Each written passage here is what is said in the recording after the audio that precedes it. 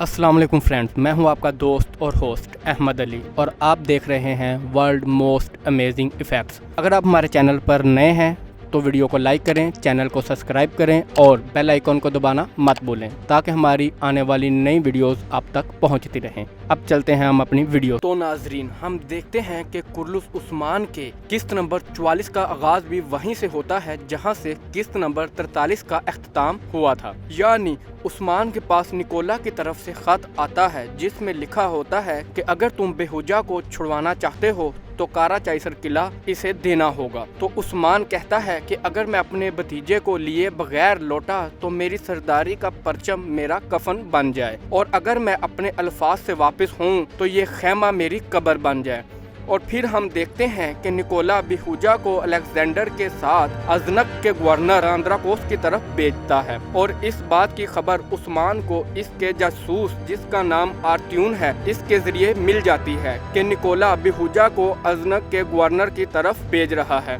इस वक्त सावची बे और दूसरे उस्मान के वफादार भी वहीं मौजूद होते हैं और सावची बे इन्हें रास्ते में रोककर अपने बेटे को छुड़वाने की बात करता है। और फिर हम देखते हैं कि ये सब इसे छुड़वाने के लिए जाते हैं और इन्हें निकोला के आदमी नजर आते हैं और ये इन पर हमला कर देते हैं, लेकिन ये निकोला की चाल होती है और बेहुजा की जगह फ्लातियुस होता है जो सावची को बुरी तरह जख्मी कर देता है और उस्मान के काफी सिपाही भी शहीद हो जाते हैं। ये लड़ाई काफी देर तक चलती है और इसमें फ्लातियुस के साथ अलेक्जेंडर भी सिपाहियों के साथ गात लगाकर उस्मान का इंतजार कर रहा होता है। उस्मान सावची को कुछ सिपाहियों के साथ वहाँ से निकाल देता है और फिर अपने सिपाहियों को भी कहता है कि यहाँ से निकलो, और काफी लंबी लड़ाई के बाद उस्मान और इसके साथी वहाँ से निकल जाते हैं। और निकोला को भी ये पता चल जाता है कि आर्त्यून और इसकी बेटी उस्मान के लिए काम करते हैं, इस वजह से वो उस्मान के खिलाफ चाल चलने में कामयाब होता है और निकोला आर्त्यून को मार देता है और हेलन इसकी बेटी को। और फिर हम देखते हैं कि उस्मान और सावची वापस कबीले पहुँच जाते हैं और वहाँ लीना अपने शोहर सावची को जख्मी देखकर उस्मान को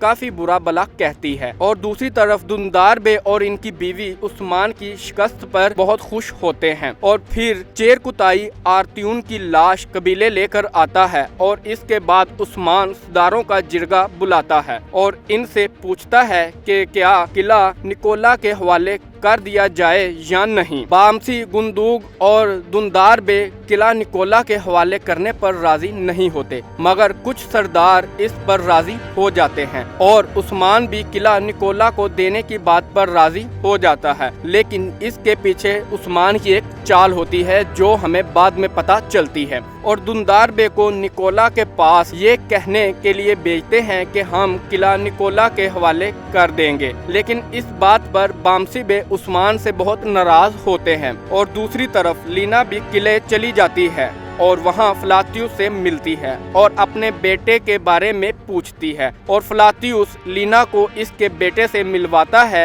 लीना इसे बेहुजा को छोड़ने का कहती है तो फ्लातियुस कहता है कि तुम मुझसे शादी कर लो तो मैं इसे छोड़ दूंगा, और लीना मान जाती है। फ्लातियुस इस बारे में निकोला से बात करने जाता है तो उसी वक्त दुंदार बे भी वहीं पहुंच जाते हैं और इसे उस्मान की पेशकश के बारे में बताते हैं। तो फ्लातियुस लीना से कहता है कि निकोला इसके बेटे को छोड़ने के लिए राजी हो गया है, अब तुम मुझसे शादी करोगी। ये सुनकर लीना जहर खाने लगती है तो फ्लातियुस इसे पकड़ लेता है और फिर इसे बताता है कि उस्मान किला देने के लिए राजी हो गया है, और फिर लीना और बेहुजा को दुंदार बे के साथ रवाना कर दिया जाता है और किला फ्लातियुस और अलेक्जेंडर के हवाले कर दिया जाता है। लेकिन जैसे ही दुंदार बे लीना और बेहुजा को लेकर किले की तरफ निकलते हैं तो उस्मान और इसके साथी जो के पहले ही किले में मौजूद होते हैं वो अलेक्जेंडर और इसके सिपाहियों पर हमला कर देते हैं, और इसी दौरान उस्मान अलेक्जेंडर को भी मार देता है और इसका सर निकोला को भेज देता है। और फ्लातियुस सार्जन के पास निकोला का पैगाम और कुछ सोना लेकर जाता है, लेकिन आगे इसे तारगन हातून और गुगतुक मिलता है